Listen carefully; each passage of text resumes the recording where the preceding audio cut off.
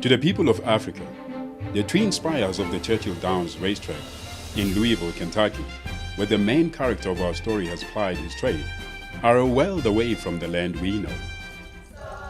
We are from the verdant hills of Zululand, in South Africa's KwaZulu-Natal province. A fertile land, but sadly, one in which most of the population goes hungry due to the lack of farming skills and resources.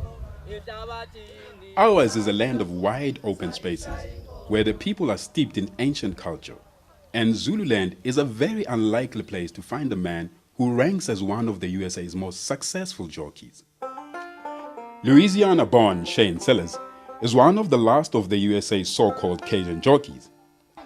His adventure in faraway Africa would prove a life-changing experience, as he came to be humbled by the positive attitude and outlook of the desperately impoverished and in many cases disease-stricken people of our region. For the past 3 decades, Shane Sellers has been competing as an athlete with a special gift for cajoling the best out of his mounts.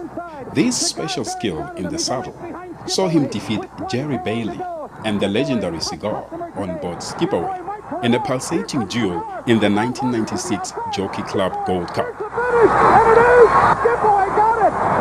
Shane Sellers thinks so. It was very close.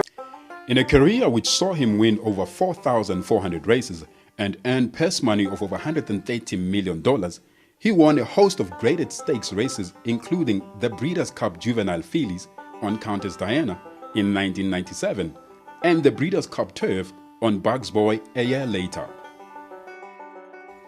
Shane Sellers rode in 14 consecutive Kentucky Derbies, but at the age of 47, he has suffered a decade of injuries, which has brought his riding career to its twilight phase.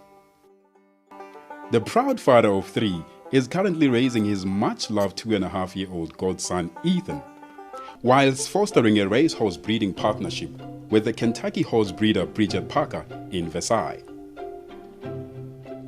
Bridget Parker owns Parkerview Farm, a saddlebred operation which has been producing champions for decades. Sellers started by keeping mares and layups on this 55-acre facility, but has expanded into breaking and training young horses. It was Bridget Parker who aroused Shane Sellers' philanthropic interest. As a longtime crusader for the welfare of jockeys, Sellers needed little persuasion to join her on a trip to South Africa to investigate the work being done by the Simunye Project, which she co-founded in 1996. Simunye means "we are one" in our Zulu tongue, and it's a non-profit charity to help impoverished people, primarily in the KwaZulu-Natal area of South Africa. It's an international initiative supported solely by donations to assist with basic educational advancement, HIV and AIDS testing and awareness, and human development. This is Dudu, who handles the Future Life distribution as well as the food bank here in the Simunye area. Yeah. She takes care of everything Yeah. when we're not able to be here. You were so lucky to get me. I know.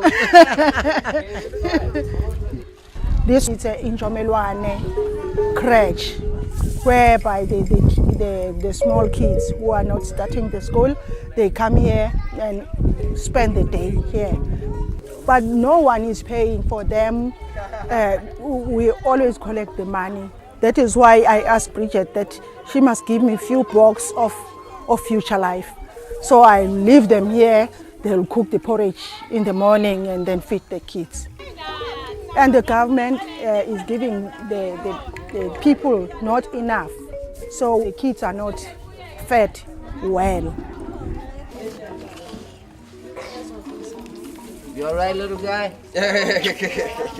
I loved kids, period. And the one little boy just stood out to me, and I reached my arms out, and he came and he grabbed my heart. You know, they all grabbed my heart, but when you get that one attachment, you know. This one I take home with me.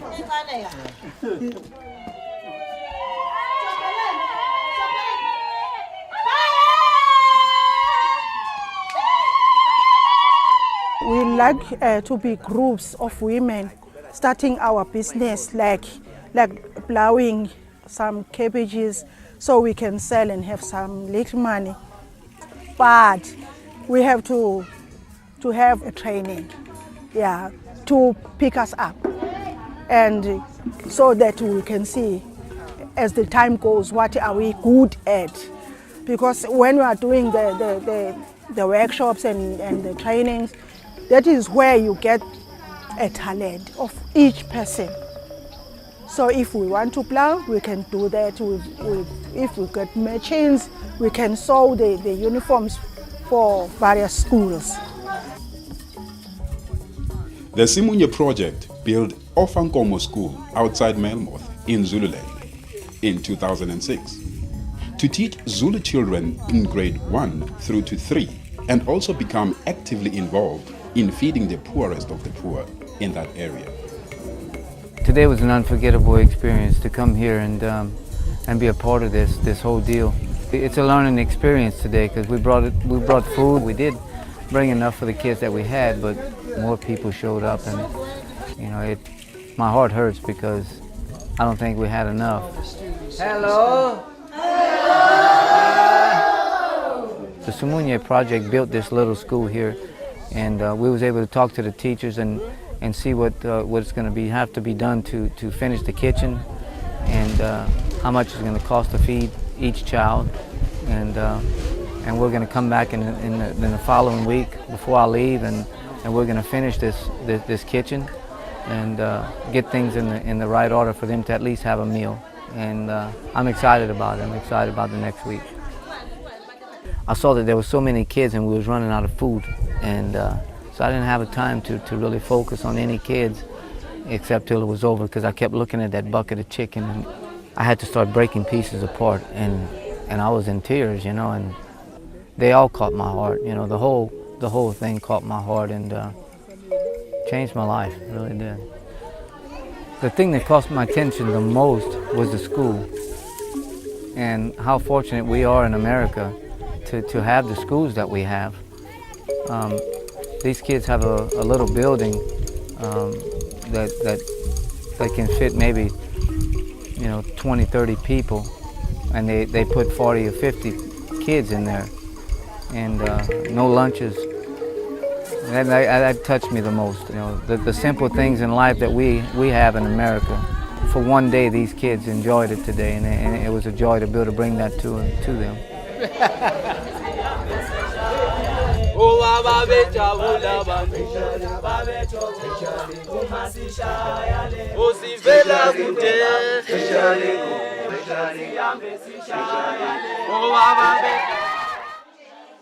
We had enough choice for the number of kids that we knew was in the school, but there happened to be twice that many kids. They were just from the villages that showed up.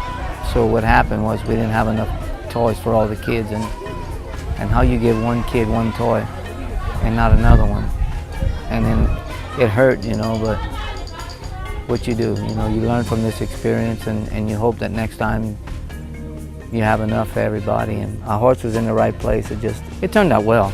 It just didn't turn out like we would have liked it to, but that's how it goes. But we're going to learn from this experience, and these people live day to day. They wake up and they live for today. I'm overwhelmed. I really am overwhelmed.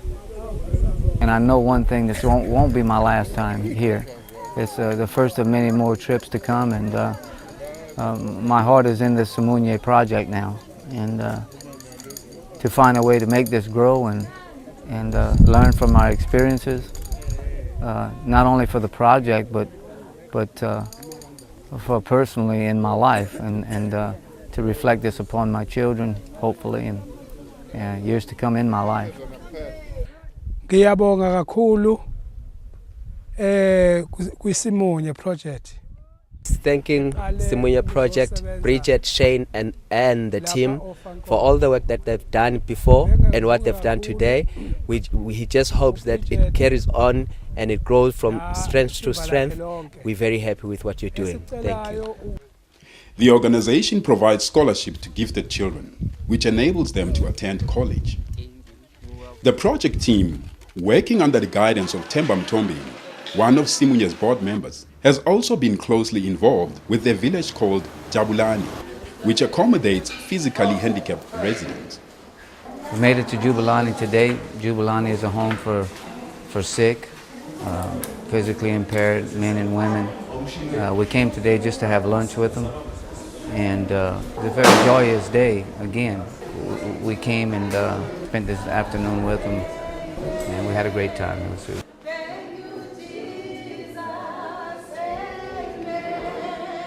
I'm sure they could use a lot of things, but you know, their own government aid, it would be the same thing as the states of nursing homes, is what we call them in the states. But the government aid is very little. But you know, like anything else in this country, they get by on little, very little.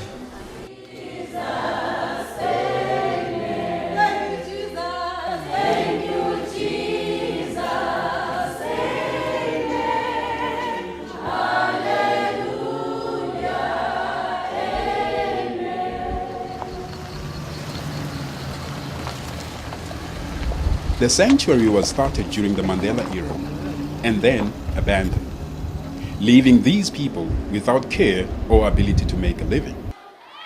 One of the pet projects of Simunya is the Ngemaneni Primary School, where Bridget and Shane were given a rousing welcome.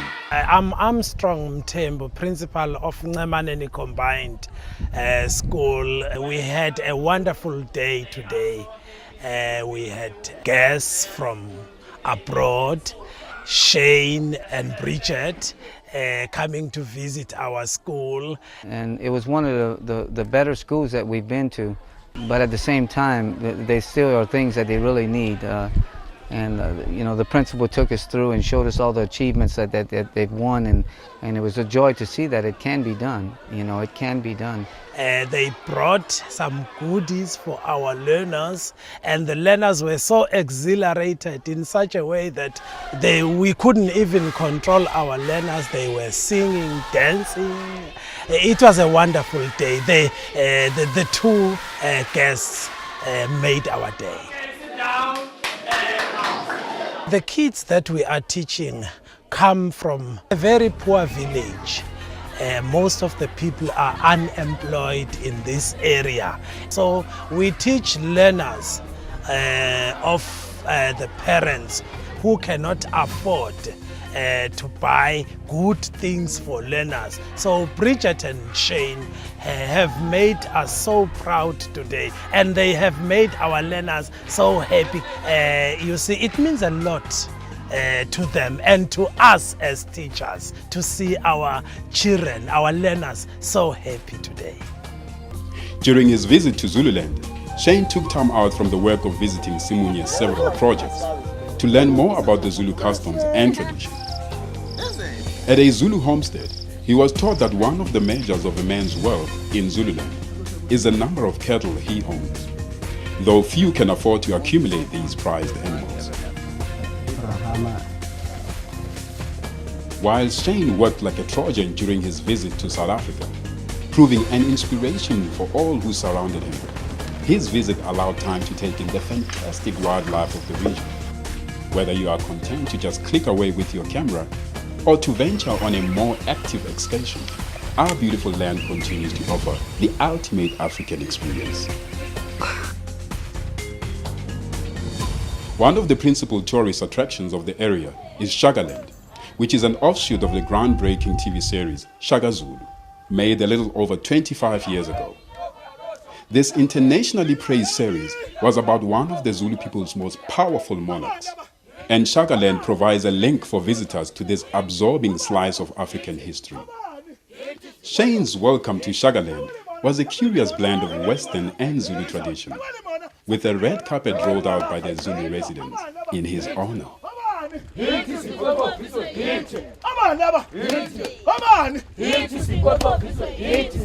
Your room number is room number 2. Shane and his fellow travelers, friends of Simunya, enjoyed the warm hospitality of the lodge, with its combination of modern luxury and tribal customs. We have been going around with Shane and Bridget, and then today we thought we'd just make the day to be his day and he doesn't know about it, it's a surprise. So we're gonna get everybody in the village here at Shagga Net to gather together. We're gonna dress him in a Zulu traditional gear, and he doesn't know anything about it. My friends will laugh, and they will laugh with me. And the ones that will laugh at me, that's okay too, because it was a joyous event, and they put their whole heart and souls in it to do that for me. And it was a very meaningful event for me. It wasn't the highlight of my trip. I have to say the children were, and that's what I came for, was the children. But this was a fun part. It was a way for us to step out and have some fun. And you know, I sat and ate with the chief, and you know, they jokingly made me chief of the day, but it was really from their hearts. So I know it wasn't a joke. It was something they really meant. So it meant a lot to me. The feeling that I had with those people is unexplainable. Every place that I went, they always, you know, as bad as they had it, they were singing songs of joy with God and thanking God and thank you, Jesus. And I mean, it touches your heart, it touches your soul. And you can't understand it until you come here. You know, you really can't. You can't understand it until you come here and you see kids that the best school that I went to, they didn't even have a projector board. Bridget has a big heart, you know. I heard her talk about the Simunye project and what it was about, and as we became better friends, I took her up on the offer to come here. When I got here, what I witnessed was, you know, people walking 3, 4, 5 miles every day to work, back and forth. Children with no food to eat, at home, much less at school. You know, the schools that there were some schools that we went to that didn't have any food to eat, and orphans and kids sleeping on floors. Not even wheelchairs, people being pushed around in wheelbarrows, AIDS running rampant, no medication, no ways to get to the hospitals to get medication. It's just a very, very sad situation, and you wish that you could find a way to help, you know, and it just puts a sad place in your heart. But at the same time, once we got here, for us to be able to take one day for us to see what would put a smile on these people's face. They don't need much, you know, and well, the first thing I'm gonna do is dig in my own pocket, and I'm doing this filming to show people. You can't put this in words if you just told them. You have to see it, and that's what we're trying to capture. Me sitting in this, what people would call a silly suit, you know, it's okay. And we're going to try to raise money and put the steps forward and use this as a learning experience of where we go from here. What's priority A? What's priority B? What's priority? Make our priorities right. The Simunye project is already in place. You know, I have some ideas in mind. You know, definitely we want to raise money and see what we can do to help these people. I would definitely like to thank Bridget for changing my life. These people welcomed me home, and I can call this home. But I can also go back to the States with a different mindset. But at the same time, coming here, it put a new vision in my life. I'm going to try my best to pick this Simunye project up and get it running. And can we help everybody? No, we can't. But can we make a difference? Absolutely, yes, we can.